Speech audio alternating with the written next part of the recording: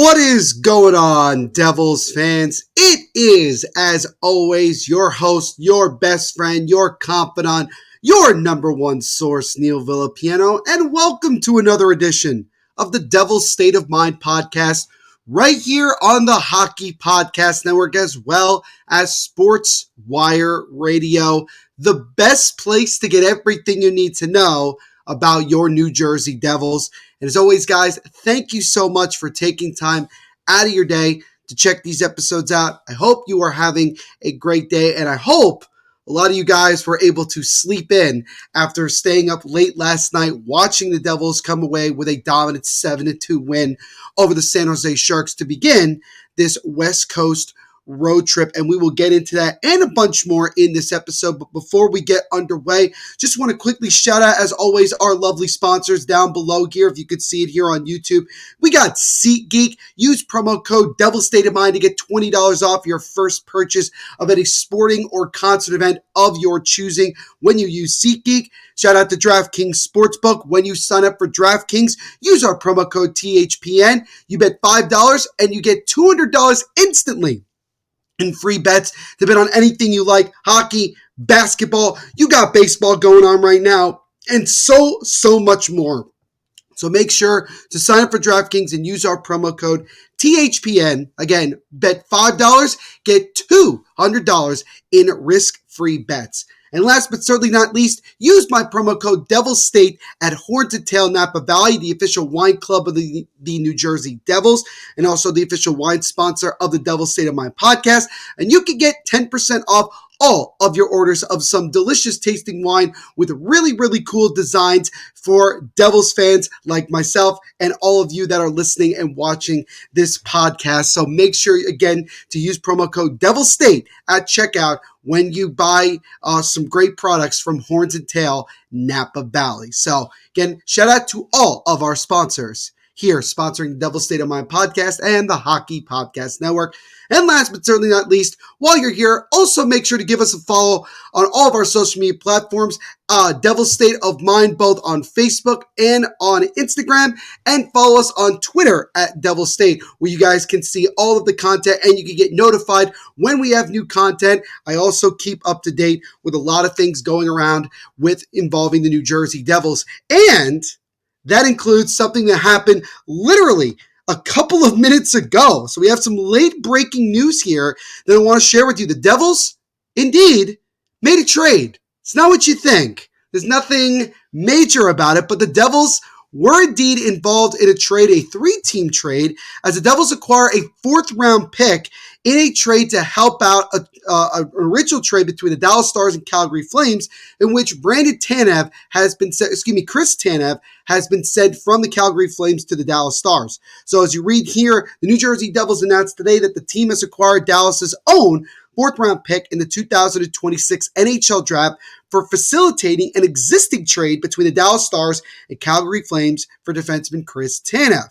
To receive the pick, New Jersey trades the rights to unsigned draft choice goaltender from Arizona State, Cole Brady, the club's 5th-round selection back in the 2019 NHL Draft, to Calgary, and also have agreed to retain 50% of all future obligations of Tanev's contract for the 2023-24 season. And it says the Stars and Flames concurrently announced the larger transaction, which includes sending Brady to Dallas. So Cole Brady goes to the Dallas Stars from New Jersey.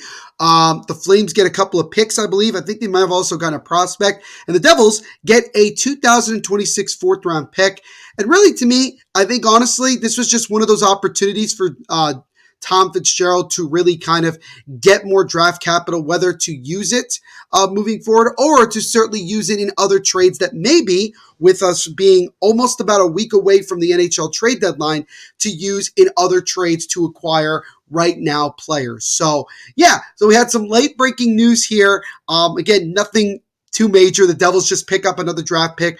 Cole Brady was one of those really young goaltenders that looked like he may have had some potential with his success down in Arizona State, but the Devils decided that they're going to part ways again. He is unsigned, so it looked like that there was probably very little chance that he was going to eventually get signed by New Jersey. So now he goes to Dallas, and maybe he gets a clearer path towards maybe making an appearance in the NHL down the road. So again, the Devils acquire a 2026 fourth round pick in their NHL draft for facilitating an existing trade in which the Dallas Stars acquired Chris Tanev from the Calgary Flames. So you can remove yet another player that the Devils were at one point or another rumored to maybe in the mix to try to acquire. Chris Tanev being a older but stable, shutdown physical defenseman. And so Calgary continuing to ship off its expiring contracts. And now they are left with the two big ones, Noah Hannafin and Jakob Markstrom, and we'll see what happens and transpires over the next week and change with either one of those guys, and we'll see if either one of them is involved with the New Jersey Devils. So that wasn't the first thing that obviously I wanted to talk about in this episode, but because it was pretty much breaking news and only happened about 5 to 10 minutes ago, I thought I'd just quickly share that with all of you. So now, let's jump into our first official topic of this edition of the Devil's State of Mind podcast. So we are going to talk about the Devils' dominant 7-2 win last night on Tuesday night in San Jose against the San Jose Sharks. So this was the first game of the Devils' West Coast road trip. They also will go to Anaheim and then wrap it up in Los Angeles against the Kings. This was also Timo Meier's first trip back to the Shark Tank SAP Center in San Jose, California, a year and 1 day after being traded from the Sharks to the Devils. I still remember vividly where I was. I was ironically at the Prudential Center for a Jeff Dunham comedy show when Timo Meier was traded from the Sharks to the New Jersey Devils. And I don't know if you guys remember how long it took to get the official details of the entire trade. We knew for hours that Timo Meier had been dealt to New Jersey. We just didn't know what the package was. And then it turned out to be that ridiculous 11 player or whatever it was, trade. So yeah, it's been just a little now over a year since the Devils acquired Timo Meier, and again, his first trip back to San Jose.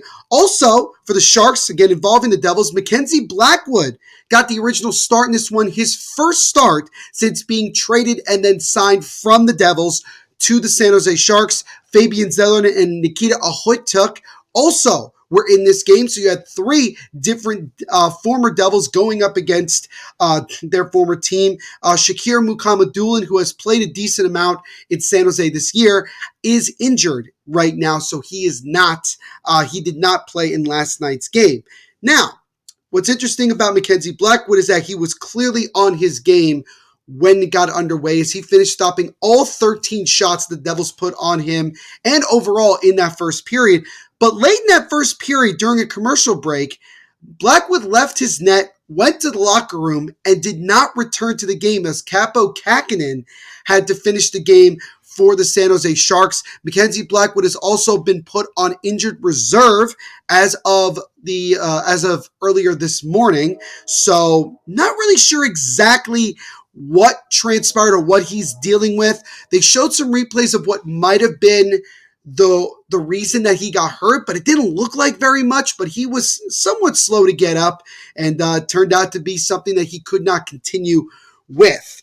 So again, Kaapo Kähkönen got the, played the rest of that game. And the Devils were lucky that that Kaapo Kähkönen came in, as the Devils were able to, you could say come from behind, but they were really only down 1-0. Came away with a come from behind dominant 7-2 win in San Jose against the Sharks. They really, really poured it on in the third period. It felt like every shot at one point was just going in for the Devils in one of their most, if not most dominant offensive performance of the season. And the one thing that Christy Flannery of the Hockey News and several other people kind of mentioned on social yesterday watching the game was that Devils were not too celebratory with their goals. I think they had more of a business approach. They knew that this was a game that they should easily win. They knew that they needed to win it to get themselves back into a playoff race here. And they know how important this entire road trip is for this team. And so for them, coming away with this type of win and winning so easily, there was really no time and no necessary need to be celebrating that much. Even when Jack Hughes scored on a breakaway, not much celebration, just kind of maybe a couple fist pumps. Dawson Mercer scored a goal, and after he scored, he didn't even, I don't want to say he didn't acknowledge his teammates, but he kind of just went right to the bench, did his fist pump line, and that was pretty much it. Again, I think it was a very business-like approach from the Devils in this one. Couple of news and notes after the game. So again, I would say that this was one of those games where the top guys were the top guys. Starting with Nico Hischier, added a goal and 3 assists in this one, in what you could argue was maybe his best game of the entire season. He really, really put the team on his back. And not only did he end up with a 4-point night, he actually achieved a milestone, as one of those 3 assists got him to 200 career assists in his career. So congratulations to the captain, Nico Hischier, on reaching that mark, as he's still fairly young in his career. I mean, again, it's crazy to think about. He's been here since 2017-18, and he's still so young. He's still just entering the prime of his career. He's already at 200 career assists. So a nice milestone for the captain there, for sure. Then go to Jack Hughes. This was the most Jack Hughes I've seen from Jack Hughes in a while. Even in the first period of this game, he still looked lost, and it was very frustrating to see it that way. And I think there is some speculation that he is certainly struggling with the injury that he sustained earlier this year, the injuries that he's been dealing with this year.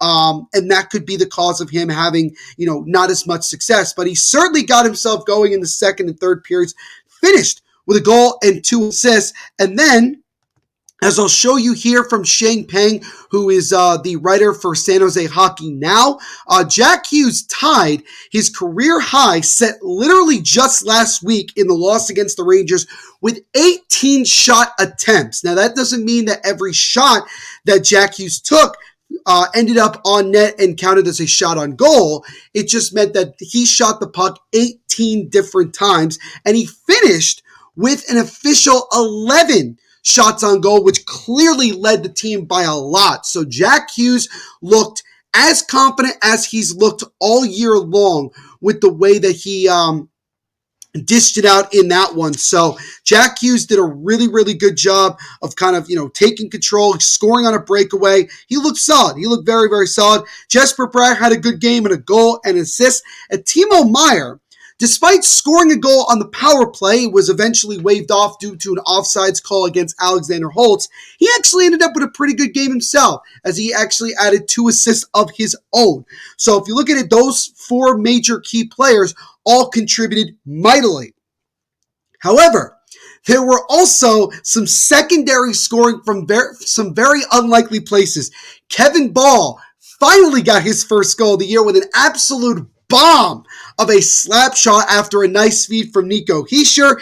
Colin Miller scored a goal from the top of the blue line on a wrist shot, and Brendan Smith from the left corner of the top of the blue line scored off the post and in for his third of the year. I can't believe that Brendan Smith has 3 goals. He went the entire season last year without a single one, and now he actually has more goals than several other players on this team. That is pretty remarkable to me. So he's definitely shown more of his goal-scoring prowess.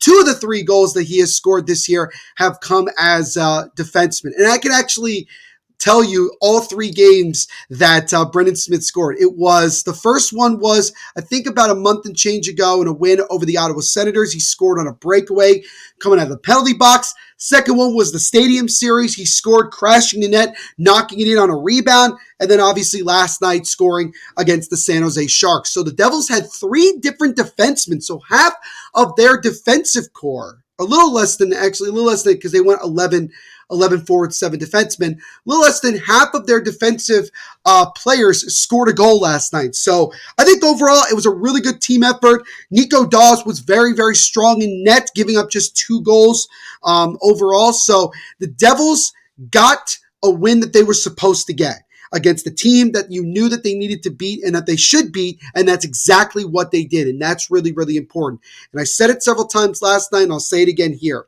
I'm very hopeful that the Devils can build upon it, that they can, shake off that frustrating loss that they had against the Tampa Bay Lightning over the weekend, and then they can use this West Coast road trip to get themselves going again. They're only 5 points out of a playoff spot right now, whether you want to say the wild card or the Metropolitan Division top three. And if the Devils can just keep things rolling here and play this type of hockey moving forward, sooner or later they're going to get right back into a playoff spot officially and get themselves going. I think it would be important if the Devils could get 5 out of 6 points on this road trip. So with this win, good start to the road trip. Now the Devils get 2 days off. They're obviously not playing today. They won't be playing tomorrow on Thursday when you guys are listening to this. They'll be back Friday night, 10 p.m. Eastern, so only a half hour earlier than the game against the Sharks. 10 p.m. Eastern start time when the Devils are in Anaheim against the Ducks. And then the Devils will wrap up the road trip on Sunday afternoon, 3:30 start time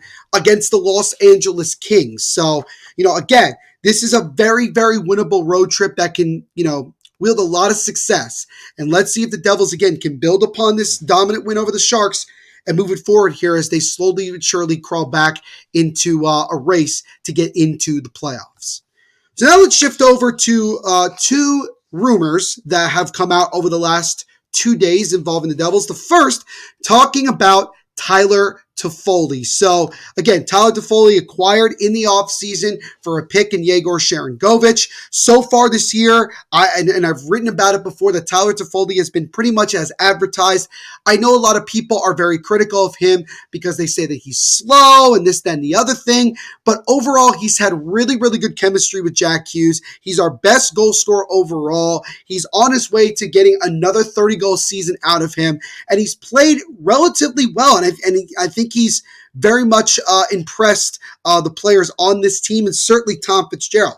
Now, on the latest insider trading, TSN's analyst Darren Dreger explained that although Toffoli is garnering interest with the NHL trade deadline just 9 days away, the Devils prefer to keep Toffoli in their plans. And this is what Drager said on Insider Trading. He said, quote, "They could trade Toffoli, but that's not their intent. They prefer to extend Tyler Toffoli, and they've already engaged at least some degree in extension talks with agent Pat Brisson, who Pat Brisson, if you know, is a very, very hard negotiator.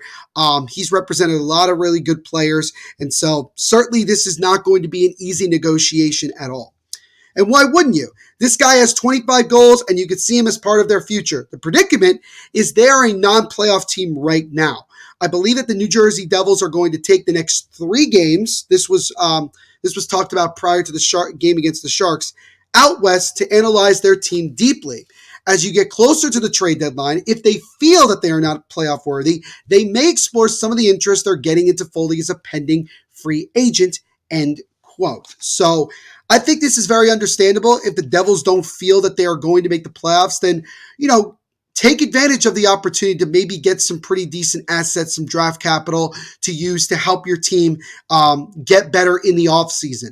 Although I still think that the Devils are going to find a way to re-sign Tyler Toffoli. I don't think it'll be as crazy of a deal as some people might expect. I know that it's possible he could certainly get a major big boy contract, one last big boy contract before his career is up. But I think if Toffoli wants to give himself an opportunity to chase another cup, I think if he can re-sign in New Jersey, I think that would be very beneficial to him and the Devils as well. Now, Tom Fitzgerald has said that he, quote, likes Toffoli and feels that he fits with the team well. And this is what Tom Fitzgerald said. This was back when Fitzgerald was talking to the media after signing an extension a couple of weeks ago.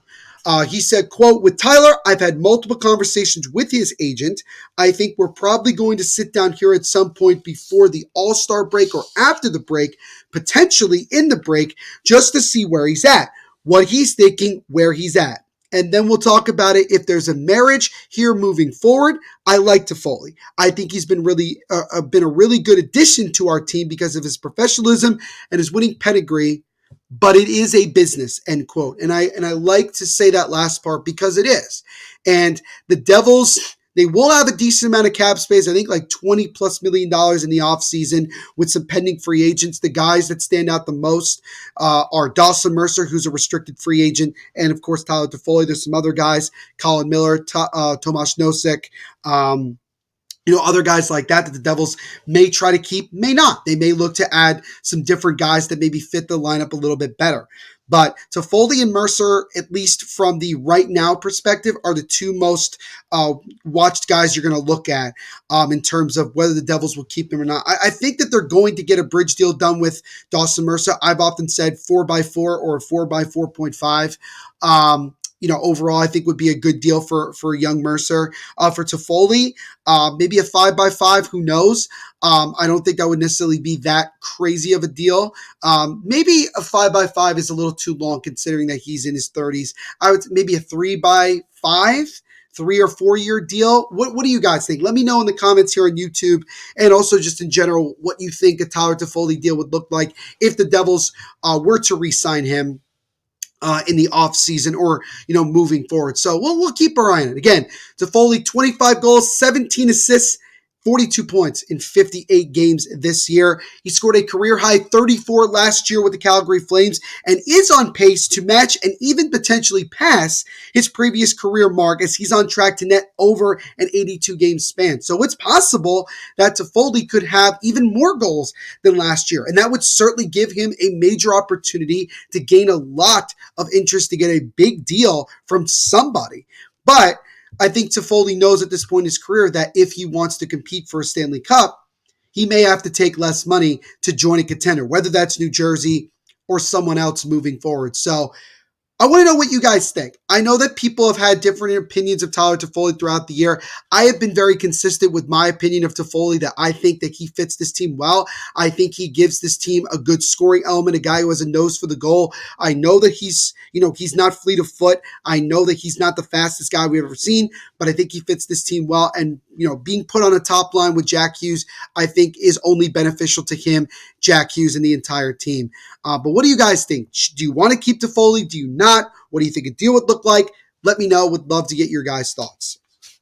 Last but certainly not least here, we got to talk about the goaltending once again. As you know, that we have been constantly talking about it. Rumors have been swirling for weeks now. And the latest that we're getting is that it seems like the Devils have shifted their focus onto Juuse Saros of the Nashville Predators. Now, last week I wrote an article, my first article for Inside the Rink, talking about why the Devils need to go after Juuse Saros. And if Juuse Saros is indeed available by the time the deadline comes around, I think the Devils should absolutely put the full court press on to acquire the 28-year-old netminder from the Nashville Predators. Now, the report that we're getting right now is there is a team that, quote, is very interested in Juuse Saros, and Trotz, although, is likely to keep him. So let's read a little bit here. So after 5 straight wins, the Nashville Predators now hold a firm 4-point lead over the St. Louis Blues for the final wildcard spot in the Western Conference,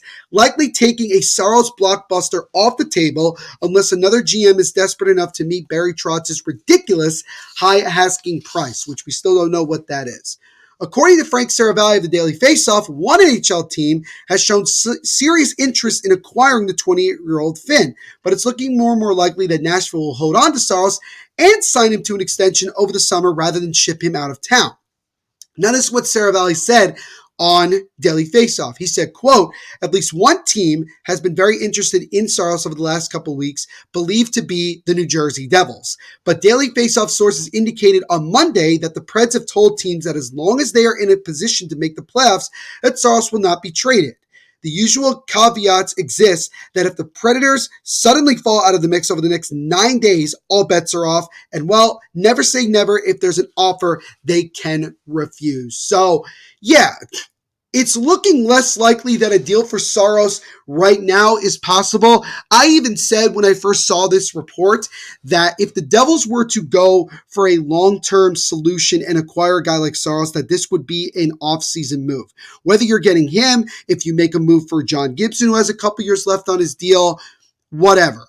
I think the Devils are still and really should go after some form of a netminder, whether that's a Jake Allen or somebody like that. Although Jake Allen and even Capo Kakinen have fallen off a decent amount of late. I mean, the Devils just saw Kakkonen last night. He did not play well. The Devils need to find somebody that's going to help stabilize this goaltending with Nico Daws, because relying on Daws to be your number one netminder right now, with him being so young and inexperienced, is not cutting it. Yes, he's had some success, but you don't want to overdo it here and then just ruin him. You don't want to be in that position at all. And so we'll see. Again, Vitek Vanacek is currently on IR. He may join the team at some point during this road trip. He may not. Akira Schmid, he hasn't looked good. He looked good through one period against the Tampa Bay Lightning, or really two periods, but after that, it just wasn't good. He just has not been good. Nico Daws is the one consistent good goalie that the Devils have had of late. So the Devils have to find some answers. Again, the Predators could struggle over the next week and change here. Maybe fall out of a playoff spot. But I think even if they were to fall out of the second wildcard spot, and maybe they're only 2 or 3 points out by the time the trade deadline comes around, I don't think the Predators are still going to trade Saros. And I know that Askarov has done really, really well down in the minors for the Milwaukee Admirals for the Predators, and I think that he is their goalie of the future. I think the Predators would be wise to wait until the offseason, because then you may get a much better deal than what you get now, because I think teams may try to get Saros for cheap. It just seems like right now that it's just the Devils that are the most active in terms of finding a goaltender. Markstrom, Saros, Elvis Merzlikins at one point, a bunch of other guys, John Gibson. The Devils are involved in literally every goalie that could potentially be moved or is most likely to be moved.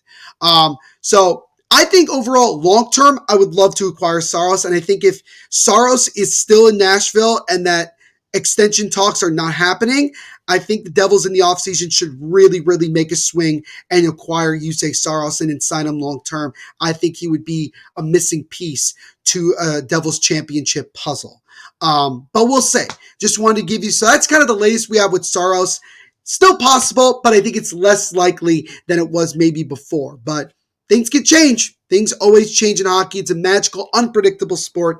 You never know what can happen. So let me know what you guys think of the latest on Juuse Saros, and overall what you think the Devils should do in terms of the goaltending. So yeah, a lot of rumors going to be swirling around over the next week and change. Devils got a bunch of games coming up in the next couple of days before that deadline. This is really it. This is make or break time for this team. Either they're going to get back into a playoff race and really go for it, or it's going to be the last nail in the coffin that's really going to put this Devils season to bed in what has been a pretty frustrating year up until this point. So we'll see what the Devils can do for the rest of this West Coast road trip. And we'll keep our eye and see what other moves the Devils make as we get closer and closer to the NHL trade deadline.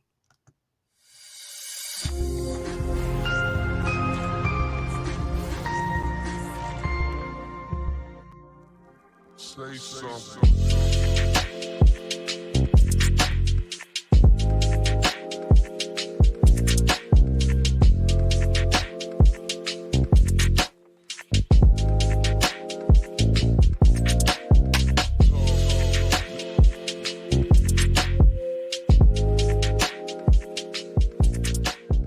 For a super offer for Super Bowl 58, DraftKings Sportsbook has you covered. New customers can bet on the big game and turn $5 into $200 instantly in bonus bets. And they already got a bunch of different lines out there, like who's going to score the first touchdown of the game, the overall over and under amount of points, and so much more. There's so many different opportunities to get in on huge cash prizes for Super Bowl 58.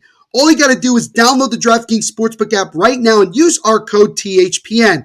New customers can bet $5 to get $200 instantly in bonus bets, only on DraftKings Sportsbook, an official sports betting partner of Super Bowl 58 with code THPN. The crown is yours.